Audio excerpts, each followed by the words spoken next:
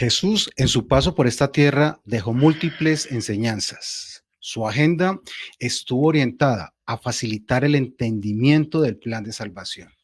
¿Por qué hizo un milagro en dos pasos? ¿En qué consistió la transfiguración? ¿En qué consiste tomar la cruz y seguirle? Acompáñanos a revelar y a descubrir estas respuestas. Bienvenidos a la Masterclass. Es un gusto estar con ustedes cada semana estudiando las verdades bíblicas. El tema de hoy son las enseñanzas de Jesús. En estudio nos acompaña el pastor Argenil Vega, el profesor Fabián Palacios y vía remota tenemos al profesor Mario Tapias. Es un gusto estar con ustedes aquí cada semana estudiando, sobre todo comentando las verdades bíblicas. Hoy vamos a iniciar con Marcos 8:22 y encontramos un ciego sanado en Betsaida. Aquí hay un hecho particular y es que se hace en dos toques. El texto dice: vino luego a Betsaida y le trajeron un ciego y le rogaron que lo tocara. Entonces, tomando la mano del ciego, lo sacó fuera de la aldea, escupió en sus ojos, puso su mano sobre él y le preguntó si veía algo. Él mirando dijo: veo los hombres como árboles, pero los veo que andan. Pero luego le puso otra vez las manos sobre los ojos y le hizo que mirara, y fue restablecido y vio lejos y claramente a todos. Jesús lo envió a su casa diciendo: no entres en la aldea ni lo digas a nadie en la aldea. Pastor, con la bienvenida. Este es el único milagro que se hace en dos acciones. ¿Por qué fue necesario? Muy interesante el texto, la historia y la forma como Marcos nos viene presentando a Cristo Jesús. Los primeros 8 capítulos nos dan a conocer al enviado de Dios, Jesús como el Mesías. Tremendos milagros que hemos visto hasta aquí.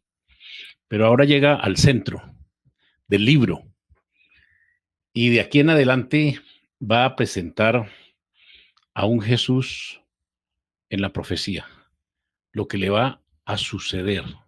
Jesús a partir de este momento le va a decir a los discípulos y a sus oyentes que es necesario que muera en una cruz. No es que el Señor no haya podido hacerlo ver de una vez. Los que han estudiado esta historia dicen que es un acto parábola. ¿Y qué es un acto parábola? Es algo que sucedió en la realidad, pero que tiene un mensaje especial el tema. Así que este milagro tiene un mensaje especial para los discípulos, para los judíos de la época y para nosotros en la actualidad. Los ciegos. Ustedes notan que a través de todos los evangelios hubo muchas curaciones a ciegos. El ciego Bartimeo, el que nació ciego. Y muy importante saber que lo hizo en dos porque tiene un mensaje súper especial en este acto parábola. Muchos hasta aquí habían escuchado y no aceptaban que Jesús es el enviado de Dios. Pero a partir de ahora, el evangelio debe ser comprendido y predicado de la mejor manera.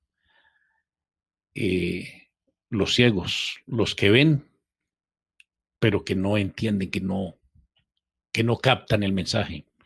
Así que este acto parábola nos da a entender que Jesús sí es Dios y que aunque sea duro de corazón, tiene una segunda oportunidad. Oiga, eso está muy importante. Una segunda oportunidad para aceptar a Jesús como el Mesías. Profe Mario, un milagro lleno de detalles. Lo toma de la mano, lo saca afuera, luego le dice: no lo digas a nadie en la aldea. ¿Cuál es su posición frente a el desarrollo de estos hechos? Aquí podemos ver un Marcos que está haciendo énfasis en un Jesús que es cercano, que es próximo a las personas y que desplaza a la persona hacia el lugar donde quiera que esté. Luego hace el proceso milagroso, que de hecho es maravilloso, es magnífico, y eventualmente necesita un segundo toque. En la primera, veo las personas o veo los hombres como árboles. Es como si intencionalmente el escritor quisiera que entendiésemos que el proceso de sanación es progresivo, que no toma un momento específico puntual en fracciones de segundos, sino que requiere mucho del proceso. Las neuroconexiones, los engramas neuronales para poder ver la visión del nervio óptico. Bueno, muchos elementos que pudiésemos hablar o especular acerca de lo que pudo haber pasado en esta neurorehabilitación por parte de Dios con este personaje por parte de Jesús, perdón, con este personaje tan extraordinario, que viene siendo este ciego que eventualmente luego recibe la vista. Es pedagógico, nos enseña mucho de cómo Dios se aproxima y nos hace reflexionar bastante, porque a veces solemos pensar que solamente necesitamos una aproximación, pero en este caso fueron dos. ¿Cuántos toques necesitaré yo para poder recobrar la vista? ¿Cuántos toques, aproximaciones de Jesús necesitaré para poder volver a ver? Una pregunta que nos podemos hacer como reflexión aplicativa de este texto. Profe, Bethsaida, una ciudad cercana al lago y con algunos elementos históricos. El lago de Galilea, o el mar de Galilea, como se conoce comúnmente, tiene varias características porque parece que fue el centro de economía, de extracción de ese elemento para que las familias alrededor se pudieran sostener. No solamente estaba Bethsaida, que es la ciudad donde estamos situados relatando este milagro, sino también estaba Capernaum, que era una ciudad también importante en esta actividad de la pesca. Así que Bethsaida se convierte en un centro de la influencia del ministerio de Jesús, no solamente porque habían interesados aquí de escuchar el Evangelio, sino porque en esta aldea, de esta aldea habían salido Andrés y Pedro. Así que la conocían muy bien y tenían aquí diferentes relaciones y tenían diferentes conexiones que podían ayudar al ministerio de Jesús. De esa manera, vemos cómo las ciudades se vuelven fundamentales en este maravilloso trabajo de Jesús como el Mesías, en donde se van volviendo centros de influencias en donde Jesús puede llegar, lo conocen, puede reposar y puede continuar así la expansión del reino de Dios. Una de las enseñanzas, pastor, que Jesús tiene con sus discípulos fue alrededor de su propia muerte, predecir su propia muerte, y está a partir de Marcos 8:31. Entonces Jesús comenzó a decirles que el Hijo del Hombre tendría que sufrir muchas cosas terribles y ser rechazados por los ancianos, por los principales sacerdotes y por los maestros de la ley religiosa. Lo matarían, pero 3 días después resucitaría. Mientras hablaba abiertamente de eso con sus discípulos, Pedro lo llevó aparte y empezó a reprenderlo por decir semejantes cosas. Jesús se dio vuelta, miró a sus discípulos y reprendió a Pedro: aléjate de mí, Satanás. Ve las cosas solamente desde el punto de vista humano, no del punto de vista de Dios. Los discípulos andaban con él, pero no habían comprendido el ministerio de Jesús. Y yo quiero devolverme un poquito, si me lo permiten, porque el primer toque de lo anterior, de ese milagro dividido en dos que uno como que no se explica, ¿cierto? ¿Por qué? Pero tiene una razón de ser. Un acto parábola que les da a entender a sus oyentes que se necesitan varios toques para poder aceptar a Jesús como Salvador personal. Los discípulos ya habían sido tocados. Mucha gente había sido tocada ya por los milagros que Jesús había hecho. Pero el versículo 27 en adelante hay una pregunta que el Señor hace. Oye, ¿y qué dice la gente? ¿Qué soy yo? ¿Qué están diciendo la gente? Y entonces los discípulos comenzaron a decir, algunos dicen que es Juan el Bautista y otros que eres un profeta. Bueno, eso es ellos. Y ustedes los discípulos, ¿qué dice? ¿Quién soy yo? Y ahí es donde Pedro expresa esas palabras que el Señor encomió tanto. Tú eres el Cristo, el Hijo del Dios viviente. El segundo toque. ellos deberían estar convencidos quién es Jesús. Y ahí sí viene el anuncio. Están preparados en este momento para recibir lo que ellos nunca se imaginaron. ¿Cómo así que es necesario que muera y que voy a padecer en manos de los judíos y de los fariseos y de los saduceos y todo eso?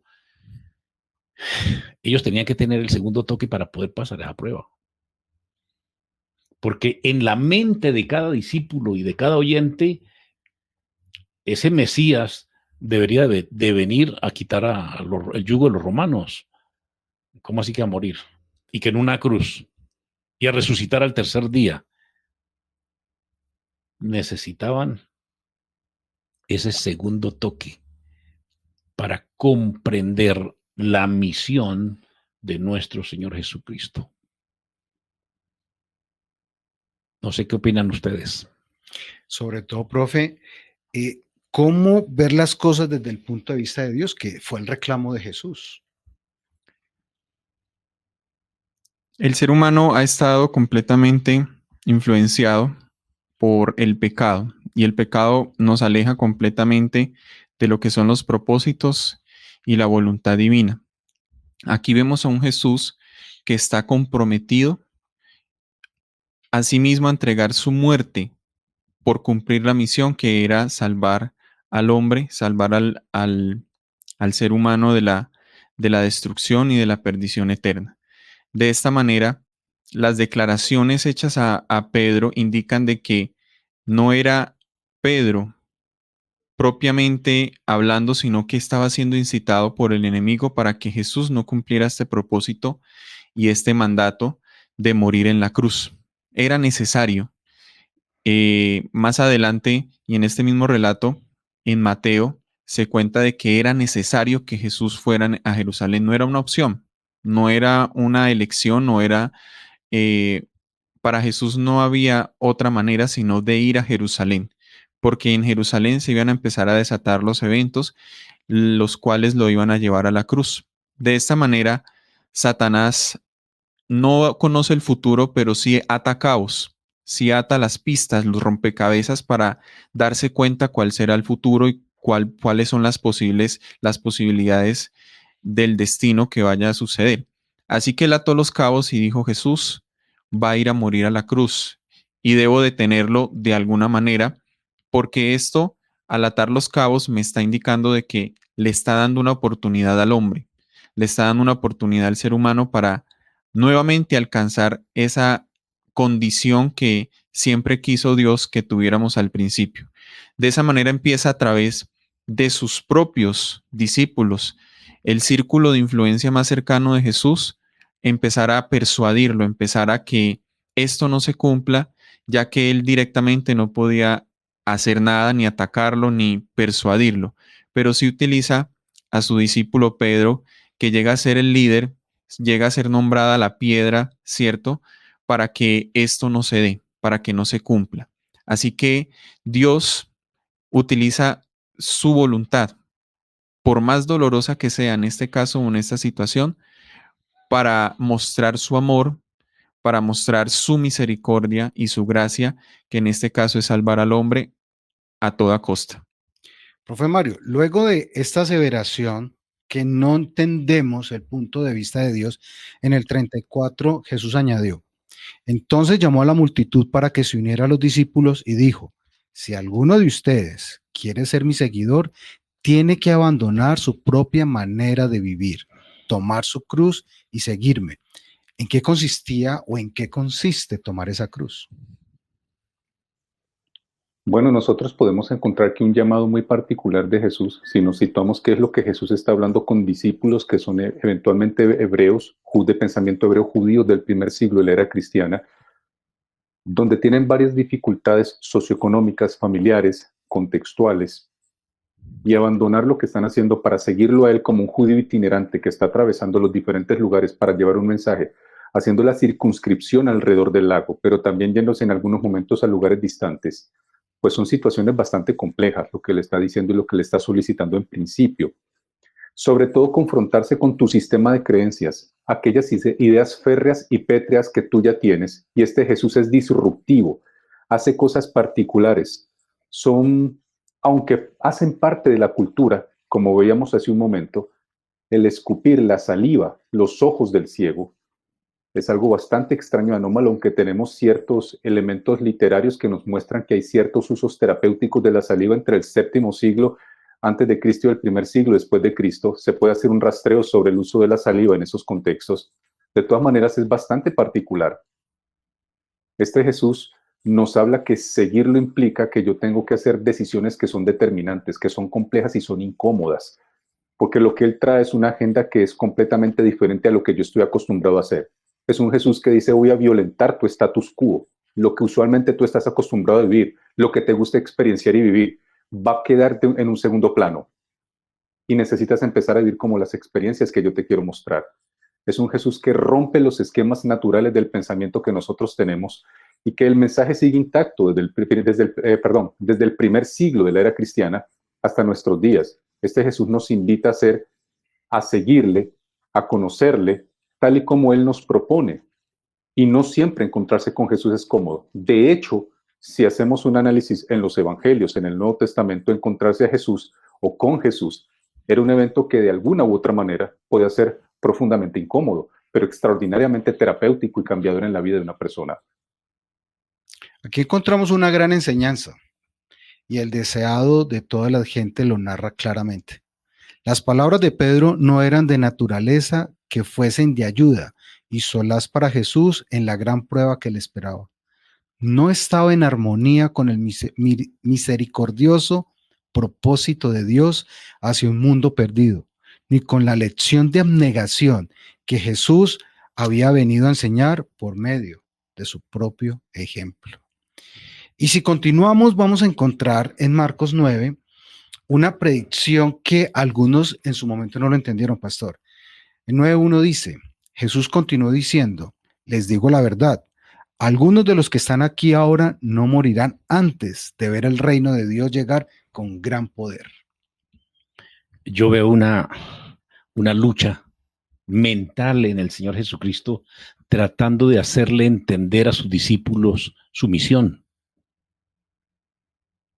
Y cuando se refiere aquí en el versículo 1, hay algunos de los que están aquí que no gustarán la muerte hasta que hayan visto el reino de Dios viniendo con poder. Cualquiera que lee el versículo está hablando de la segunda venida de Cristo. Pero él está diciendo que hay algunos de los que están ahí reunidos que no se van a morir hasta que vean el reino de Dios viniendo con poder. Y luego el siguiente versículo responde, ¿no? 6 días después, Jesús tomó a Pedro, a Jacobo y a Juan y lo llevó aparte solos a un monte alto y se transfiguró delante de ellos. Y los que hemos leído el evento fue una teofanía, ¿se acuerdan del término? Una manifestación gloriosa de Dios. Vinieron dos hombres que ya habían muerto, digámoslo así. Uno había muerto, Moisés, y resucitado y llevado al cielo. Y Elías, que había sido traspuesto sin ver la muerte. No tenemos tanto tiempo para explicar, pero el Señor, a través de esta manifestación, quería que los discípulos entendieran el por qué había venido a este mundo y cómo iba a ser la venida de Cristo Jesús. El espíritu de profecía es bien claro en decir que Moisés, al estar allí, representa a los que mueren confiando en el Señor, pero que van a ser resucitados con la segunda venida de Cristo. Y Elías, a los que van a ser transformados en un abrir y cerrar de ojos, sin ver la muerte. O sea, que lo que ellos vieron ese día, esa manifestación, y que sus vestidos resplandecían, tanto estaban tan felices de ver tanta gloria de Dios, que dijeron, quedémonos aquí. Hagamos tres enramadas aquí, quedémonos. el Señor quería, a partir de ese momento, que sus discípulos comprendan la misión, y hasta aquí viene que no lo diga nadie. Ustedes notan que todos los milagros anteriores, hasta aquí es no lo digan, no vayan a decir nada, no hablen. Aun cuando Pedro dijo, tú eres el Cristo, el Hijo del Dios viviente, le dijo, no le van a decir a nadie. Calladitos. Pero ya va el Señor a comenzar a darles la gran misión y la gran comisión que está al final del libro. Y es que este evangelio tenía que ser predicado, pero cuando lo entendamos claramente, cuando veamos, cuando la luz llegue realmente, no quedamos como árboles. O sea, en el momento ellos estaban viendo el evangelio, así como cuando uno tiene un velo, ¿cierto?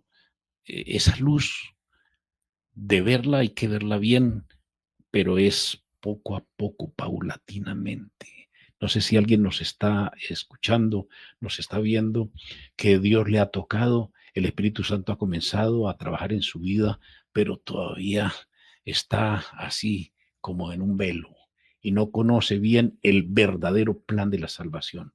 Conocer el plan de la salvación es lo más maravilloso para un cristiano. Es saber que ese Jesús es el Hijo de Dios, que estuvo en esta tierra y que hizo tantos milagros, que dio su vida por nosotros, pero que va a venir por segunda vez a esta tierra. Debemos prepararnos para ese encuentro. Hay algo interesante, Mauricio y amigos, que podemos encontrar aquí, es que este evento que encontramos registrado en Marcos capítulo 9, que también está registrado en Mateo capítulo 17, pues tiene tres personajes que son llamados por Jesús para que hagan parte del proceso. Está Pedro, Jacobo, también llamado Santiago, y Juan. Pero pasa algo interesante. Dice, 6 días después, leo para ustedes Marcos 9:2. 6 días después, Jesús tomó a Pedro, a Jacobo y a Juan, Jacobo también llamado Santiago, y los llevó aparte, solos a un monte alto, y se transfiguró delante de ellos, y sus vestidos se volvieron resplandecientes, muy blancos como la nieve, tanto que ningún lavador en la tierra los podía hacer tan blancos. Y les apareció, y aquí aparecen los dos personajes que son místicos o extraños en el texto. Dice, les apareció Elías con Moisés, que hablaban con Jesús. Pareciera que hay una intertextualidad en esta historia. Cuando nosotros vemos que Juan el anciano, Juan el vidente de Apocalipsis, probablemente este mismo Juan que estuvo aquí presente, dice lo siguiente, mi apreciado amigo Mauricio, profesor Fabián, pastor Argenil y amigos que nos acompañan aquí en Masterclass. Noten lo que dice Apocalipsis, capítulo 11, versículo 6, respecto a lo que opina el vidente, escritor de Apocalipsis. ¿Quiénes son los testigos? Estos tienen poder para cerrar el cielo a fin de que no llueva durante varios días de su profecía, y tienen poder sobre las aguas para convertirlas en sangre y para herir la tierra con toda plaga cuantas veces quieran. Si bien es cierto, no los están nominando por nombre específico, el evento de que el cielo se cierre y no llueva, en el contexto del Antiguo Testamento es de Elías, y el evento de que hayan plagas de sangre y que hayan plagas que hieren la tierra por mano de Yahvé, pues es de Moisés. Ahí están Moisés y Elías, en el contexto de Juan capítulo, en el contexto del escritor de Apocalipsis 11:6. Así que pareciera que este evento pasa a ser muy significativo, no solamente para este momento de Marcos, sino más adelante en la literatura neotestamentaria, específicamente en la escritura del Evangelio, o más bien del libro de Apocalipsis, muy probablemente escrito por Juan. Quería mencionar eso porque me llama mucho la atención a propósito de estos dos personajes, que son Elías y Moisés, que son presentados aquí de manera magistral por Marcos. En la narrativa del capítulo 9 de Marcos, profe, encontramos que Jesús sana a un muchacho endemoniado, pero hay un hecho en particular. Leo en el versículo 14. Cuando regresaron a donde estaban los demás discípulos, vieron que los rodeaba una gran multitud y que algunos maestros de la ley religiosa discutían con ellos. Cuando la multitud vio a Jesús, todos se llenaron de asombro y corrieron a saludarlo. ¿Sobre qué discuten?, preguntó Jesús. Un hombre de la multitud tomó la palabra y dijo: Maestro, traje a mi hijo para que lo sanaras. Está poseído por un espíritu maligno que no le permite hablar. Y siempre que este espíritu se apodera de él, lo tira violentamente al suelo y él echa espuma por la boca, rechina los dientes y se pone rígido. Así que le pedí a tus discípulos que echaran fuera el espíritu maligno, pero no pudieron hacerlo. Jesús les dijo: gente sin fe, ¿hasta cuándo tendré que estar con ustedes? ¿Hasta cuándo tendré que soportarlos? Tráigame al muchacho. Y sabemos que la narración continúa y él saca a los demonios. Y esta es una de las veces que el Señor Jesús acusa a los discípulos por su falta de fe. Si tú recuerdas, en el lago pasó lo mismo con la tormenta. Después de haber descendido del monte, es muy curioso que suceda un hecho en donde Jesús cuestiona la fe de sus discípulos y de las personas que estaban allí. Es claro que en este contexto no estaban Pedro, ni Santiago, ni Juan tratando de expulsar el demonio que el Padre trajo, que poseía a su hijo, sino que estaban los demás discípulos y otras personas allí. Así que Jesús desciende, y parece una analogía muy interesante de cómo desciende también Moisés del monte después de haber estado 40 días y 40 noches y recibir la ley. También baja resplandeciente, también tiene ese encuentro allá y encuentra un escenario completamente de idolatría. Aquí Jesús parece que encuentra también una situación en donde en la batalla espiritual en el conflicto entre el bien y el mal, aquí Satanás se está burlando, ¿verdad? Está evidenciando que la batalla también él hace parte de ella y también tiene armas con que ganar y con que pelear. Así que Jesús empieza a reprender de inmediato esta situación al declararles de que no ha sucedido nada, y es muy curioso, vuelvo a recalcar, porque hace algunos momentos de la historia del relato, ellos habían salido para hacer milagros en varias aldeas, habían salido en parejas y sacaban demonios y expulsaban, pero aquí no se pudo, aquí no hubo la posibilidad de expulsar.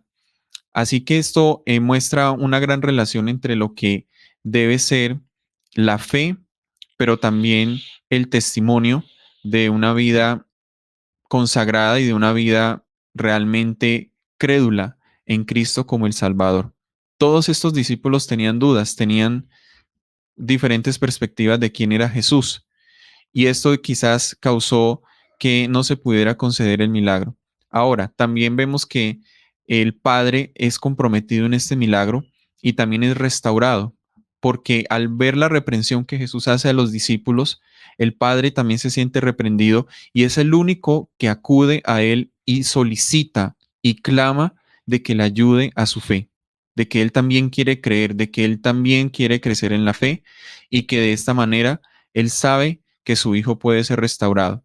Así como Jesús en la mayoría de milagros. ¿Tú crees esto? Era la pregunta inicial de Jesús. Y los oyentes, los restaurados, decían sí, y es así como se ejecutaba el milagro y Dios ganaba la victoria ganaba la victoria en esa pelea y en esa batalla espiritual. Pastor, en esas enseñanzas Jesús iba llevando a sus discípulos de la mano. Y mira la respuesta que le da en Marcos 9:28. Más tarde, cuando Jesús quedó a solas en la casa con sus discípulos, ellos le preguntaron: ¿por qué nosotros no pudimos expulsar este espíritu maligno? Jesús contestó: esta clase solo puede ser expulsada con oración. En otras versiones agrega: y ayuno. Uno se podría preguntar aquí, ¿a quién fue que le faltó fe? ¿Al muchacho? ¿Al papá? ¿O a los discípulos? ¿Y quién necesitaba fe? Porque un milagro como este no es fácil. No sé si ustedes, los de la mesa o alguien de los oyentes, ha tenido que enfrentarse con el enemigo. Esto no es fácil. Y en la vida de pastor nos tocó muchas veces enfrentar muchas situaciones difíciles. Enfrentarse uno a Satanás no es fácil. Y este era un espíritu no fácil.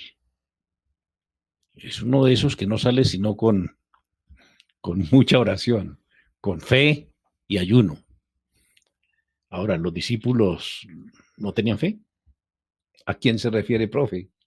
Cuando estábamos hablando de la fe, usted está hablando del papá.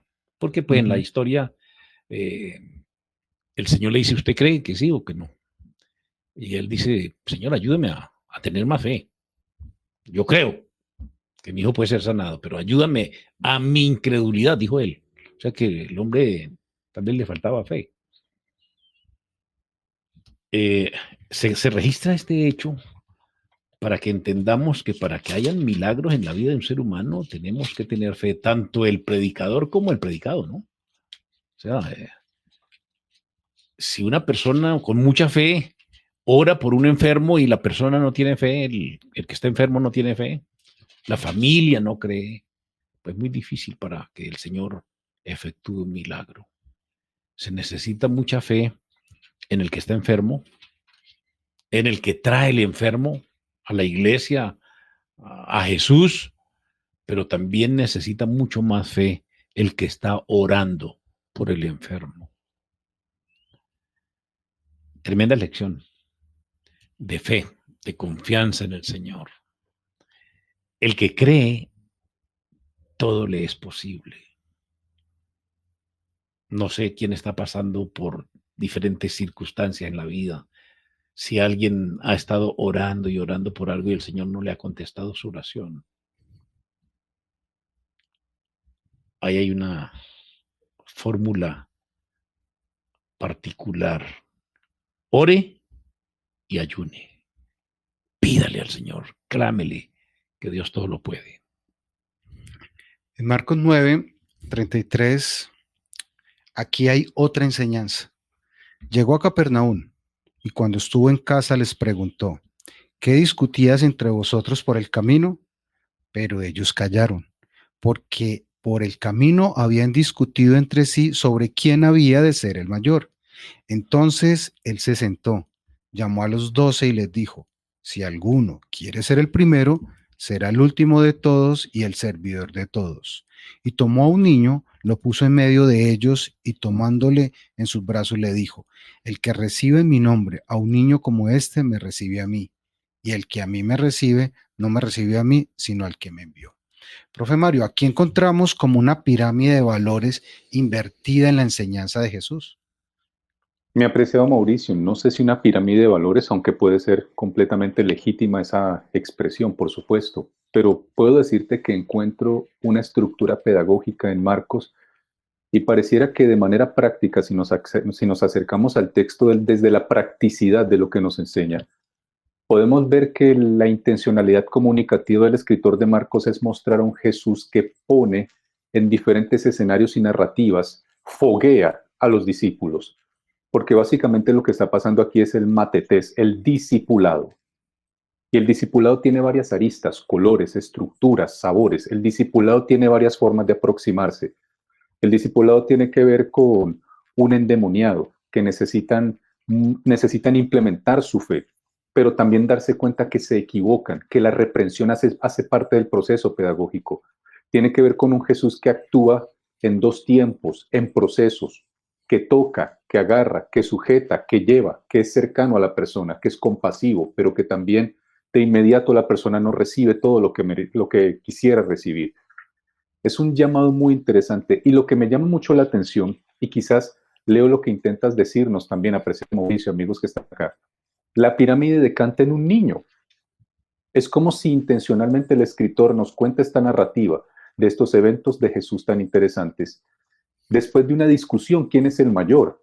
Pero espérate un momento, ¿cómo pretendes ser el mayor cuando estás cometiendo una serie de errores donde la vincularidad, el contexto, la cercanía no es clara? Necesitas primeramente entender que te equivocas, que discipulado no es una acción de la perfección absoluta o un punto de llegada en el tiempo donde ya no cometes ningún error o ya eres perfectísimo y haces el evangelio de una manera perfectísima. tiene que ver con la caída, con la observación, con el error, con la reprensión, con el hasta cuándo tendré que soportaros. Incluso las emociones mismas de Jesús están implicadas. Pero luego con un niño les dice, venga, les digo lo que todo el día quise mencionarles. Necesito que sean teachable en inglés. Se puede decir enseñables. Que se dejen enseñar como un niño. Después de haber pasado por un endemoniado, después de haber pasado por un ciego, después de haber pasado por todas estas experiencias que hemos pasado el día de hoy, ustedes insisten en creer que la metodología y modalidad como pretenden llegar a mí, como pretenden duplicar lo que les digo es la correcta, tienen que reflexionar. Este Jesús está rompiendo esquemas, destruyendo paradigmas, aniquilando modelos inútiles y enseñando con un amor y una pedagogía extraordinaria cómo es que nosotros deberíamos ayudar a otros, porque Él lo hace por amor, por un carácter compasivo y misericordioso. Las enseñanzas no paraban, profe. Y en el mismo 942 volvemos a encontrar que se refiere a una población vulnerable o pequeña. A cualquiera que haga tropezar a uno de estos pequeñitos que creen en mí, mejor le sería que se le atara una piedra de molino al cuello y se arrojara al mar. Aquí volvemos a encontrar una protección a ese débil. Jesús tenía muy claro que el reino de los cielos es un tema también social, de relaciones interpersonales, y que juntos corremos la carrera, juntos crecemos en la fe, pero que en nuestra debilidad y nuestra naturaleza pecaminosa podemos pisotear, podemos dañar y podemos completamente obstaculizar el crecimiento de los demás. Y esto es a través de todo lo que juega dentro de nosotros, a través del pecado, como es el odio, como es la envidia, como es el rencor, que simplemente son elementos que, como decía Jesús en los anteriores capítulos, contaminan al hombre y que no solamente lo contaminan, sino que se ejecutan a través de acciones que dañan a otros, como matar, como robar, como destruir, como denigrar a los demás. Es así como Jesús se compromete directamente con este relacionamiento diciendo que no toquemos a otros, no lo intentemos ni siquiera, porque luego nos va a decir que es mejor que nos atemos una piedra de molino y nos echemos al mar, es decir, que nos destruyamos a nosotros mismos antes de hacer eso. Y de igual manera también nos dice que no lo hagamos y si es necesario cortemos, ¿cierto? Amputemos o saquemos el ojo de nuestra cabeza para entrar de esa manera en el reino, teniendo la seguridad de que no hemos tocado al más pequeño, no lo hemos pisoteado, y esto no lo dice Jesús en términos literales, sino para que nos comprometamos y veamos la realidad del pecado, de hasta dónde puede llegar, que no solamente son los actos pecaminosos, sexuales, de vicios, de malos hábitos, sino que lo que compromete en las relaciones interpersonales, que son esos sentimientos, emociones negativas que nos pueden llevar a dañar al más pequeño. De esa manera debemos comprometernos a ver el pecado tal y como es, a tal punto de que si es necesario cortar, erradicar, lo hagamos, pero que podamos vivir un sano cristianismo, podamos vivir un recorrido en el que nosotros nos sintamos en compañerismo y nos podamos ayudar mutuamente a otros. Dios obra por medio de los que Él elige. A veces elige al más humilde instrumento para que efectúe la mayor obra, porque su poder se revela en la debilidad del hombre. Los humanos tenemos nuestra norma y en virtud de ella clasificamos una cosa como grande y otra como pequeña, pero Dios no valora las cosas de acuerdo con nuestra regla. Hemos llegado al final de nuestra masterclass. Es un gusto estar con ustedes cada semana. No olviden nuestra cita. Hasta la próxima.